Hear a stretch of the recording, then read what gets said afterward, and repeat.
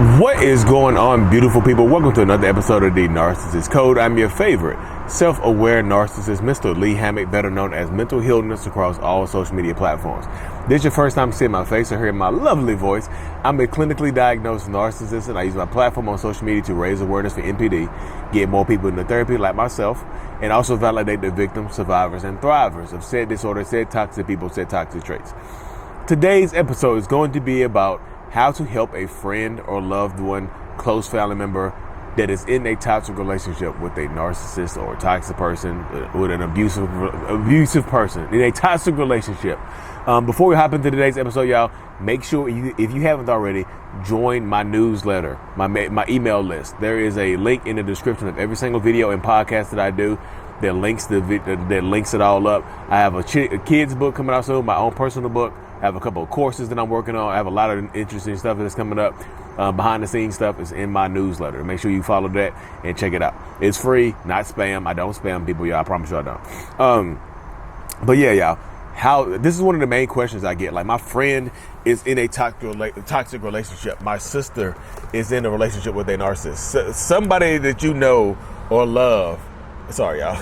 Somebody that you know, love, or care about is in a relationship with a narcissistic person, and you feel like you are helpless to do anything about it. So from the narcissist perspective, from the perspective of a diagnosed narcissist, y'all, we like to isolate people. We like to isolate people away from their friends and family members because we like to be the only source of validation that person gets. So we want to isolate your friend or your family member, your ex-partner, whoever it is, your ex-spouse, whoever it is in your life, your coworker, your boss, whoever it is. We want to isolate them. So we want you to leave that person alone. We want you to go away. We want you to just disappear, and we want you to be aggressive and talking junk about us because, that's what we want. We want you to do that so we can turn our partner against you. Turn our partner against all their friends and family members and things of that nature. So that happens all the time. So we want you to be, the narcissist wants you to be pushy. The narcissist wants you to get frustrated with your friend or family member. The narcissist wants all of this stuff to happen so that the isolation can happen more. It's like a cult member. It's like, you know how hard it is to get somebody to acknowledge and leave a cult? Y'all know how hard that is. You know how hard, there's a couple cults going on right now in real life. I'm not going to admit that would not be mentioned. But you know how hard it is to get someone to leave a cult? Leaving a narcissistic relationship can be damn near leaving like a cult of one. It's just me and you. The narcissist and the narcissist and the survivor, victim, thriver, whatever. No, thriver's not in there. But like the narcissist and that person that they're with. So we want to isolate your friend, your partner, your sister, your brother. We want them to be isolated, y'all. So if you are trying to help this person, sometimes, you got to be gentle. You have to, you know that they're in a toxic relationship. They might know it. They might have signs of it. They might see it themselves. But the more pushy you are with somebody, hey, you're stupid. Hey, you're ignorant for staying in this relationship. Hey, your partner cheats on you and beats on you. You're dumb as hell for staying with them. When you say stuff like that to people, the people tend to double down on what they're doing because they want to prove you. A lot of times they don't like you talking to them like that, but also they want to prove you wrong. They do. They want to prove you wrong. So I'm going to prove you don't know them like I do. I'm going to prove you wrong by staying in this relationship. So when you come at them aggressively, sometimes it makes them want to double down and stay within that toxic relationship, y'all. A lot of times that's how it happens. They want to double down and stay in that relationship because they think that they can change them. And sometimes your friends are codependent. Sometimes your friends themselves might have personality disorders or mental health issues of their own that they're dealing with, that they're struggling with, which is why they might be in this relationship with this narcissistic person. You know what I mean? Everybody has their own struggles. Everybody is battling their own demons, so to speak, and whatnot. So when you are aggressive with your friend or whoever this is, when you are aggressive with your loved one, I'm just start saying loved one, y'all. When you are aggressive with your loved one, sometimes you push them to stay with that narcissistic person, y'all. Sometimes you push them to stay with that narcissist. So when you do get this, because you'll probably be seeing them less. This is what happens in toxic relationships, y'all. You see that person less and less and less. So when you do see that person, just bring it up a little bit. Bring it up gently if you want to. Bring it up gently. Like, say, hey, we don't get to see you anymore. Hey, what's going on? Hopefully, you get to the point where they feel comfortable enough to tell you, to discuss with you what's going on in their relationship. Hopefully they get to that point, y'all. Sometimes they never get there, y'all. I'm just telling you, sometimes it can be extremely frustrating to be dealing with a loved one that is in a toxic relationship because you want to drag them out. You want to hit them across the damn head to help to make them see what you see, right? A lot of times you want them to see what you see. So hey, you getting abused. Let's go get them kids out of there. But y'all, their mind, when their mind and their heart are not in alignment, it causes people strife and pain, y'all. It really, really does. That's one of those things that really, really happens with people who are with narcissistic people, y'all. So the narcissist wants you to be pushy because the narcissist is spreading rumors about you. The narcissist is telling your friend that you're a bad influence, that you don't want them to be together because you're jealous of what they have going on. You see what I'm saying?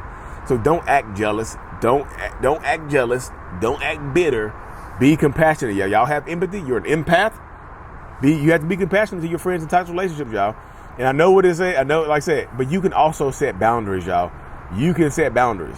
Sooner or later, if you keep telling, if it feels like you're repeating the same thing over and over and over again to this person, and the person is making the same complaints to you about their partner or whoever it is, y'all, you can set boundaries on your friend that's in a toxic relationship. You can just say, hey, look, I've spoken my piece. Look, if they're asking you for your opinion, give your honest opinion, but don't keep repeating yourself over and over again, y'all. You can say, hey, look, I've spoken my piece. I've told you what I think, but we can't keep talking about the same thing over and over again if you're not going to take any actions. I'm here for you if you want to take action. I'll back you up. If you want to make a plan to leave, I got you. But we can't keep talking about the same thing over and over again. We just can't keep doing that because that dominates the conversation.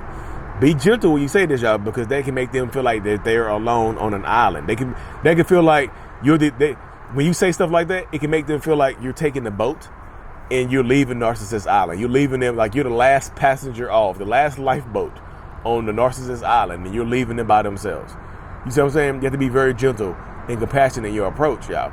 You can set boundaries. You can talk to them. Look, you can be a vent if they need one. You mean, yo, but you can also have boundaries. You have a life as well. You can't, like, y'all, you can't allow this other person's life or lack of being in a toxic relationship.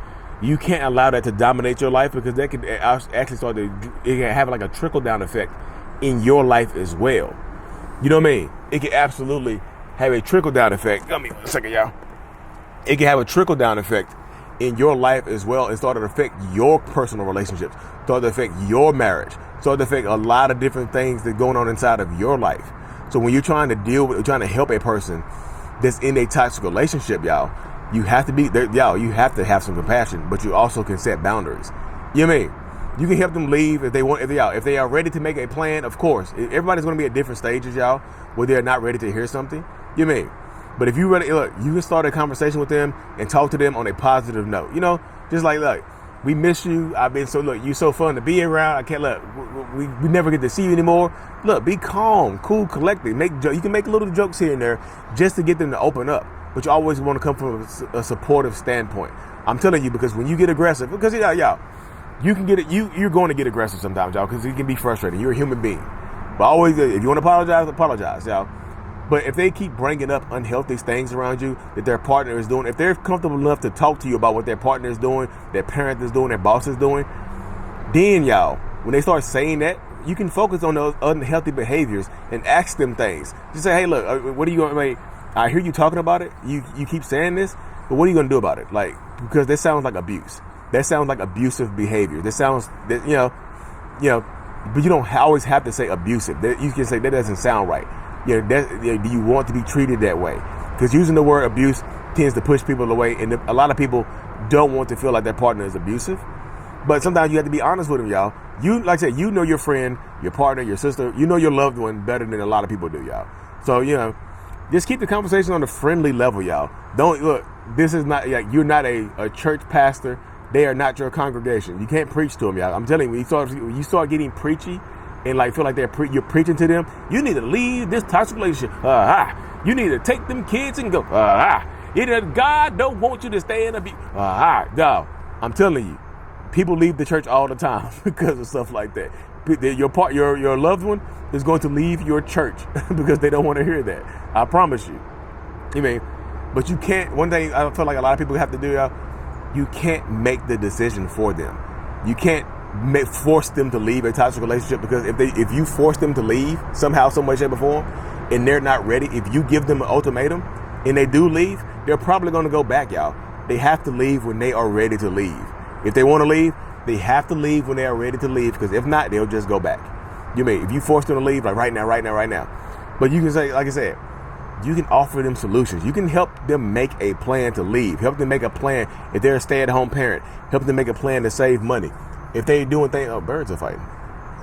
Toxic birds, toxic relationship. Look, I'm being supportive. Hey, y'all, stop fighting. It's not, hey, it's fighting. No, I'm joking. But that's how it goes, though, y'all. Like, you can come from a place, offer solutions and offer a plan to them. Like, hey, look, I can help you find a little job on the side to make money. I can help you start a savings account in my name. I can help you with a moving truck if that's what you want to do. I can help you find housing. I can help the kids, get the kids to school. I can help whatever way you feel like you can help y'all, help out that way. Offer solutions to them, y'all. Because like I said, you have to have a calm approach, because sometimes their partner or whoever it is going to be dangerous as hell. They can't convey, like I said, they have to be able to trust you, y'all. They have to be able to trust you. So if you go back and tell their partner something, or you try to go to the partner, you try to confront the partner, they're never going to trust you again. You might eliminate yourself from that person's life, because if you confront the partner with what they trusted you with, you might be putting your friends, your loved one's life in danger, and you might be making it harder for them to leave. So you have to come from a place of compassion, y'all. Make a plan. And like I said, this is not going to be the end of it, y'all. Like I said, you have to expect more conversation. If they don't leave, even if they do leave or they don't leave, this is not going to be the end of what you hear about it, y'all. This is not going to be the last time you hear about the toxicity in this relationship, because even if they do make it out, they might have to co-parent. They might have to go through a tumultuous divorce. They might have to be damn near homeless or something like that, y'all. There's going to be other things that come up from this toxic relationship, because there's residual effects. There's residual effects from being in a toxic relationship, y'all. It's not just leave and feel better. No, it's leave and heal. You have to start the healing journey. But you can be there for your friends, y'all. Don't be too pushy. Like I said, but you can set boundaries, y'all.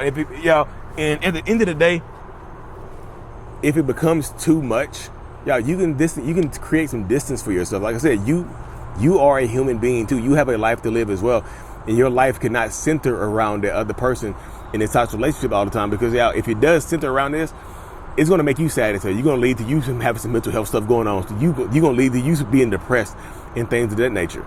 So there's a very, very unique dynamic and a unique space to be in when you're dealing with narcissistic, toxic people, y'all. I promise you, it's a very unique space, a very unique dynamic, but you have to be ready for it, y'all. You have to be ready to help your friend or a loved one, family member, whoever it is, from a different space. Because that narcissistic person, I'm telling you, y'all, that narcissistic person, they want you to give up. They want to exhaust you. They want you to feel exhausted. They want you to just give up and leave them to your loved one to their own vices. They want you to leave that person by themselves so they can have them alone. And when they get them alone, y'all, I promise you, it's hard to get them out. Like, look at these cults, y'all. Look at these cults. Look at some of these cults in real life. Look at some of these cults. They do whatever the narcissist tells them to do. You know what I mean? But try to stay like y'all. Try to stay in their life. Try to stay relevant. Try to be helpful. Lend a helping hand. Lend a helping ear.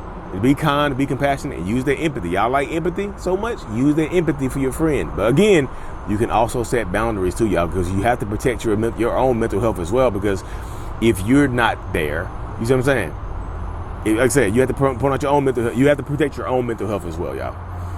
But anyway, y'all, I hope this episode brought you some peace. Hope it brought you some clarity. Hope it helps you get your friend or loved one out of that toxic relationship, y'all. If they're ready to leave, you can be there to help them. Anyways, y'all, like and subscribe for more. And as always, Mental Healness is out. Peace. What is going on, beautiful people? Thank you so much for making it to the end of my video, watching it all the way through, y'all. If you haven't already, go ahead and hit that subscribe button, y'all. Turn on notifications so you don't miss a video and whatnot, and so we can help reach more people. Like I said in the beginning, the self-love brand is available. I have a self-love journal that's available on Amazon as well to help you rebuild that self-love. Lee Hammock, I Love Me, on Amazon and whatnot. I also do one-on-ones over Zoom and such as well, y'all. Like and subscribe for more. Mental Healness is out.